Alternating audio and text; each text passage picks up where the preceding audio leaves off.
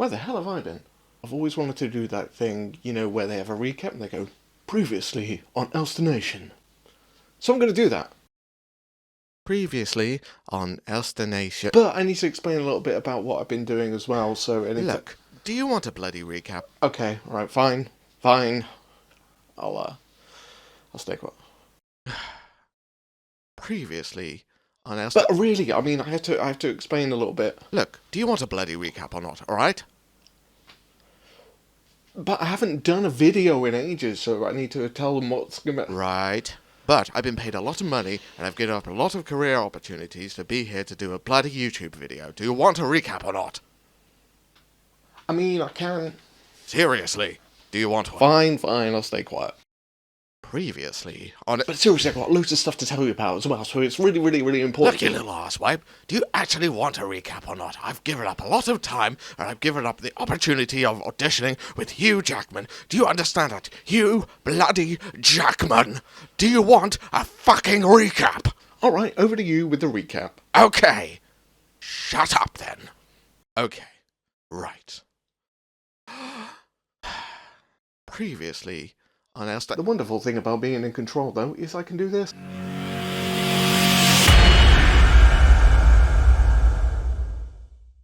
Ladies and gentlemen, my name is Elster Nation. Welcome to my channel. Where have I been for 2 months? Wow.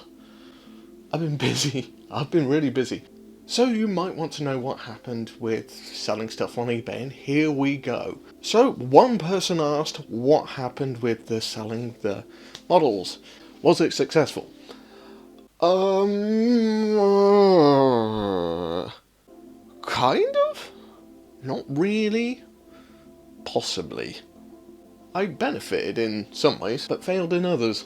I've learned some things from this as well, but bear with me while I take you on this little side journey before we try take 2 and see what happens next. So I decided to sell models on eBay. My Stormcast Eternal, one of my dream armies. Put it on there, individual units for bidding. And yeah, some of it sold. Not all of it. But an interesting little thing happened. A good friend of mine, Mythos from the channel Frost and Fist, bought the dragon. Now when I was selling them, Mythos did ask me whether or not I was going to be selling them like individually and so forth, and I do apologise, Mythos, I listed them on eBay, but I wanted a lot of money. Did I get a lot of money? Not as much as I wanted. Now, whether this is down to the fact that I put it on for a bid versus a buy it now, and whether I wanted money versus being patient, basically, I couldn't tell you. But our good friend Mythos, he took the bait. He bought a model. In the first round of selling things, yeah, only a couple things sold, which was a bit, yeah. But since Mythos was a good friend, I decided to help him out. So I decided to pack up a bunch of the minis and put them in as a gift because Mythos has been a good friend of ours for a long time. After I'd sent them off, I listed the rest up, and Mythos bought a lot more, but didn't quite buy them all, and no one else wanted them, so it left me with this sort of straggling amount of models. So I did the only weird thing that someone of my brain capacity will do when feeling very giving to a friend, and I decided to pack up the rest of the army and send them off to Mythos.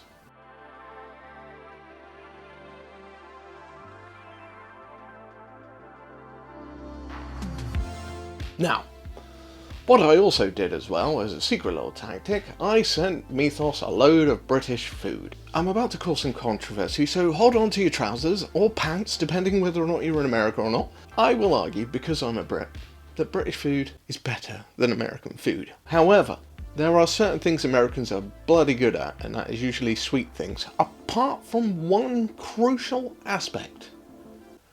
Chocolate. I'm sorry, America.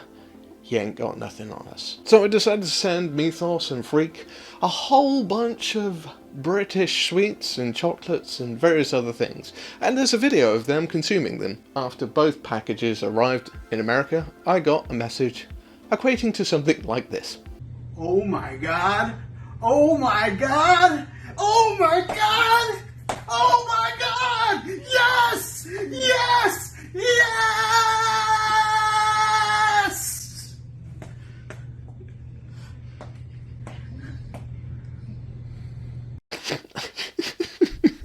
It gets me every time. So, in return, I got a package. This is not something that usually happens. I mean, you sell something on eBay, you send it away, and you get money in return. This did happen, but then I got a rather large package appear. So here's a little something I've been sent from America. I'm intrigued to see what's in this. It's nice to see that Americans have the same Amazon Prime boxes that we do. I actually have no idea what's in here. You usually have an idea of what's being sent to me. Ethos has surprised me. I'm really worried I've just cut whatever's in here to ribbons. Okay. Now, this package was a testament to all Americans. And oh dear Lord, what an experience it was. What's this? Oh my god! Oh my god! Oh my god! Oh my god! It's oh my god! Oh my god! Oh my god! Oh my god! Oh.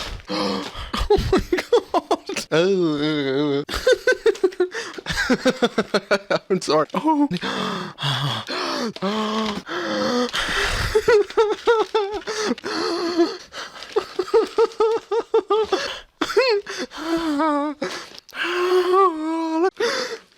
What are they? Rellarindos. What the hell are Rellarindos? Some of it was amazing. Most of it was going to give me a heart attack. I felt it. I actually felt my heart straining trying to eat a lot of this food. A lot of it was Freak's own design of what he thought was genuinely interesting food, and to me, tasted like acid. If you want to see this experience, I will direct you to the video of Wargamers Anonymous where we try this. And yeah, it's an experience. So, after learning that, well, selling stuff on eBay was not as successful as I thought, it was time to reflect and see what would happen next. Well, first, I looked at an army I didn't need, and this was my Orc Iron Jaws, or Orc Iron Jaws for Age of Sigmar. I painted these a long time ago. I've played one game of Age of Sigmar, it's not really floating my boat. So, ideal candidates to get gone. Well, shit on a biscuit, let's try this times 2. Now, why am I interrupting the well-lit odd moment to go to Editor Elston sitting in his chair? Well, basically, I listened to the last half of this thing, and it was just a bit like that. And it made no real coherent sense, so I'm going to re-record it in this element. I do apologize, I've done a little bit of lighting. Look, blue and red. Look, I've done a little bit of lighting. Anyway, so the reason why I wanted to talk to you in this sort of element is I'm going more into an analytical brain, and I've had some time to think about what I was actually thinking about. I know that's a weird concept, but I was thinking about what I was thinking about, and I think I've got it in a more tangible format, which might make a bit more sense to everyone. My thought process when selling all of these models as well is basically the end goal is to make more money.